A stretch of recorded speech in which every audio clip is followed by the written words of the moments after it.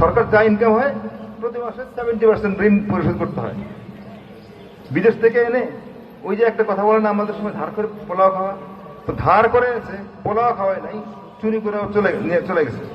যার কারণে আমাদেরকে এখন ঋণটা পরিশোধ করতে হচ্ছে একদিকে, আর একটা হচ্ছে সমস্ত কিছু আমদানি। এই যে আপনারা কারেন্ট পান না, কেন পান না জানেন? কারেন্ট কেন পান না জানেন? কারণটা হচ্ছে এই যে কারেন্ট উৎপাদন করতে গেলে গ্যাস লাগে, তাহলে গ্যাসটা করতে গেলে দুইভাবে আনতে পারি, বিদেশ থেকে আনতে পারি, আবার আমরা চাইলে আমরা নিজেরাও তৈরি করতে পারি।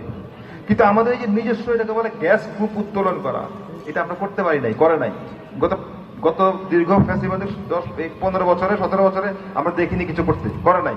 না করে টাকা লুটপাট করে আমদানির ওই গ্যাস আমদানির নামে টাকা পাচার করা হয়েছে, লুটপাট করা হয়েছে। আজকে এখন যে কষ্টটা হচ্ছে, ইনশাআল্লাহ খুব শিগগিরই এই মাননীয় প্রধানমন্ত্রী তারেক রহমান সরকারের নেতৃত্বেই এই সমস্যার সমাধান হবে, এবং আমরা আশা করব যে যতই দিন গণিয়ে আসবে আগামী দিনগুলোতে আপনাদের এই প্রবলেমগুলি একদম সলভ হয়ে, আশা করি ইনশাআল্লাহ যাতে করে প্রবলেমটা সলভ হয়, এবং আমরা যাতে করে বেশি আমদানি করতে না হয়, যাতে করে আমরা আমাদের নিজস্ব উৎস থেকে, নিজস্ব সোর্স থেকে যাতে করে আমরা এটা উৎপাদন করতে পারি, গ্যাস উৎপাদন করতে পারি, তাহলে আমাদের কারেন্টে কোনো সমস্যা হবে না। আজকে দীর্ঘ প্রায় 30-35 বছর পর আমি এখানে এসেছি। এটা হচ্ছে আমার গ্রামের বাড়ি।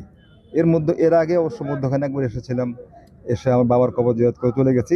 কেউ জানে না একটা সমৃদ্ধ বাংলাদেশে রূপান্তর করার, এই যে বাংলাদেশটায় মুসলমান, হিন্দু, বৌদ্ধ, খ্রিস্টান প্রত্যেকটা মানুষ দলমত নির্বিশেষে নিরাপদে থাকবে এমন একটি বাংলাদেশ গড়ার পরিকল্পনা তিনি সাজিয়েছিলেন, এবং সেই পরিকল্পনা তিনি বাস্তবায়ন করছেন।